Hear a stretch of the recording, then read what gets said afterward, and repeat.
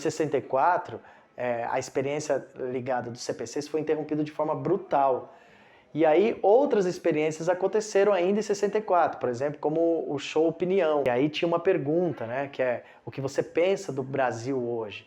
E o show Opinião veio para dar uma resposta, dirigido pelo Augusto Boal, veio para dar uma resposta desse Brasil que estava agora num período de ditadura. E em 68, com o AI-5, o Ato Institucional número 5, aí começa uma outra fase, uma fase muito dura, com forte censura, perseguição, morte de pessoas, né, como a Eleni Guariba, que participou do Arena e que foi morta, assassinada, e que até hoje não se tem notícia do corpo dela. Nós estamos instituindo uma ditadura. Que é com verdadeira violência aos meus princípios e ideias que adoto. Fundamentalmente, eu acho que todos esses grupos, esses e essas artistas, né, que faziam teatro consequente com o seu período, enfrentaram, assim, primeiro, uma censura violenta.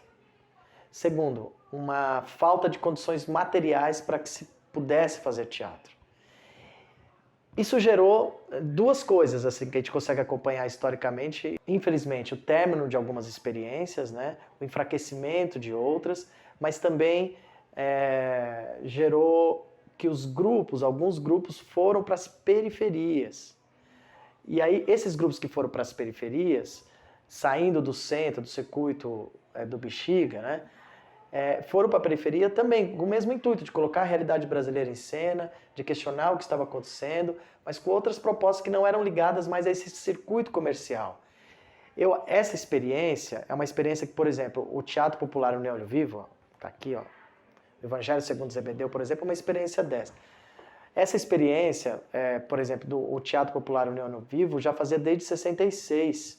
Grupos que o Teatro Popular União Olho Vivo, por exemplo, chegava num bairro, apresentava um espetáculo de teatro, depois fazia um debate com aquelas pessoas que estavam ali assistindo, em bairros diversos, por toda São Paulo, fazia um debate sobre aquilo, e no debate acabava aparecendo os problemas locais do bairro, acabava se discutindo os problemas do país. Então, o teatro como meio foi muito importante, né? Ou a gente vai ao bairro e se apresenta numa igreja, numa escola, ou a gente traz, que é uma inovação de um ano para cá, de ônibus, 80, 60 jovens de um bairro da periferia, para vir assistir o espetáculo no Olho Vivo, tomar um lanche com a gente, conversar sobre vários assuntos, inclusive sobre a peça. E essa é a nossa função, trazer a verdade, a gente consegue alguma coisa. E a censura era algo terrível, né? Por exemplo, o Evangelho segundo Zebedeu, foram feitas duas leituras, né? A de São Paulo, por exemplo, foi acompanhada por policiais na época. No Rio, tinha umas 200 pessoas, foi feita debaixo de rajadas de metralhadora. Aí, a peça ela foi totalmente censurada.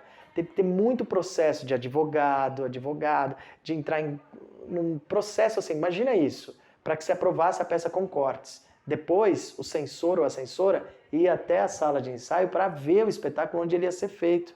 E ali, depois de toda uma produção, podia ser censurada na íntegra, por exemplo. A censura, né? A censura era muito...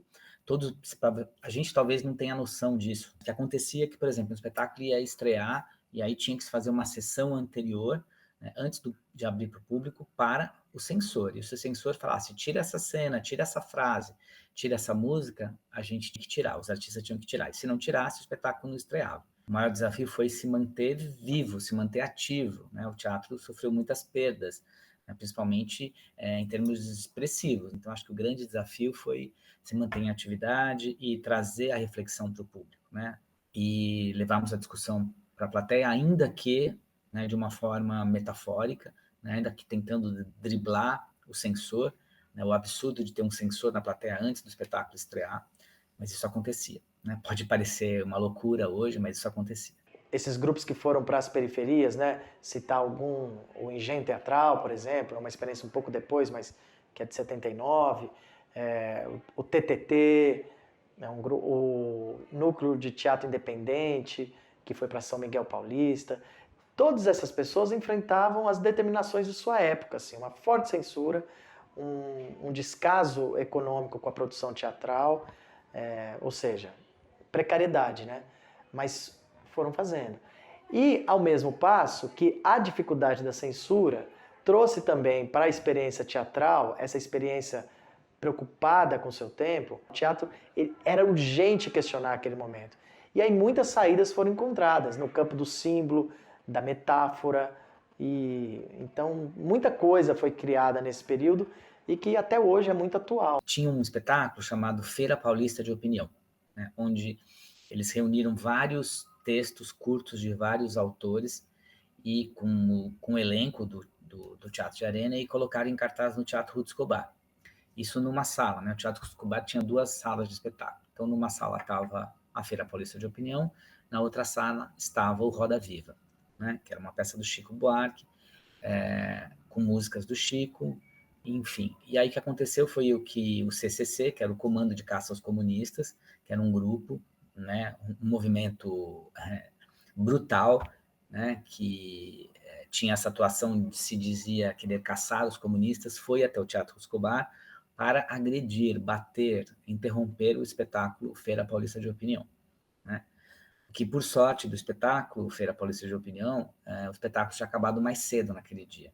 Então, para eles não perderem a viagem, eles entraram no Roda Viva, que era na sala de cima, e espancaram os atores, quebraram as cadeiras, interromperam o espetáculo, inclusive a atriz Marília Pera, que fazia, foi espancada também.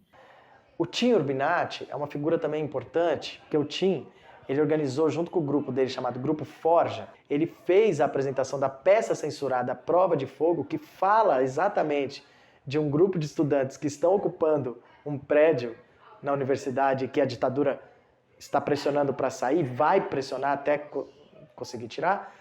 Ele fez isso de verdade, ele apresentou uma peça censurada num espaço que não podia ser apresentado dentro da USP.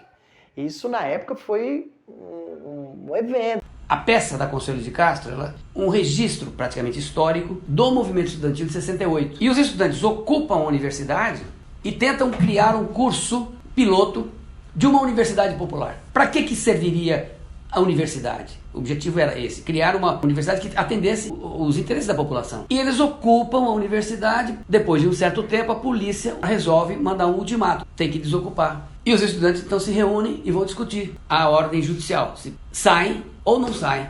E aí começa a peça da Consuelo. Os artistas mais jovens que não viveram a ditadura, eles não têm a noção do quanto brutal foi esse período para a arte como um todo e para o teatro especificamente. Para a gente ter uma ideia, né, do que foi e a gente avaliar isso, quando eu era criança, na época da ditadura, e aí todo o programa de televisão, antes dele entrar no ar, entrava uma tela branca escrito censura federal e tinha um certificado da censura. E existia uma voz que falava, este programa foi aprovado pela censura federal. Né? Então era tão ostensivo, né, que na televisão a gente tinha a cada programa um certificado da censura dizendo que aquele programa tinha sido aprovado pela censura, né? Então eu acho que essa memória ela ainda se preserva. Então a gente tem que manter essa memória viva para não corrermos o risco de algumas pessoas já ouvi dizer por aí em alguns momentos anteriores à nossa história dizendo que não foi uma ditadura, que foi uma ditabranda. Não foi ditabranda nenhuma. As pessoas foram torturadas, as pessoas foram mortas, as pessoas desapareceram, as pessoas foram exiladas. Né? Então não teve nada de brando nessa ditadura, foi bastante brutal. Tá? Então acho que a ideia da resistência é a gente manter viva essa memória. E eu acho que é esse o movimento, é de conversar, né? Conversar. E sim, o teatro eu acho que ele contribui principalmente para a gente inventar uma nova forma de vida. O Augusto Boal, né, quando ele faz a árvore do teatro do oprimido, ele coloca ali embaixo ética e solidariedade. Esse é o chão. A gente precisa de 2 coisas. A gente precisa de tempo livre e convívio. E aí isso aí tensiona o capitalismo, né? E aí queria terminar então com uma frase dessa peça, e é uma metáfora muito boa, e tem uma hora que se fala assim: sou como soca de cana, me cortem que eu nasço sempre.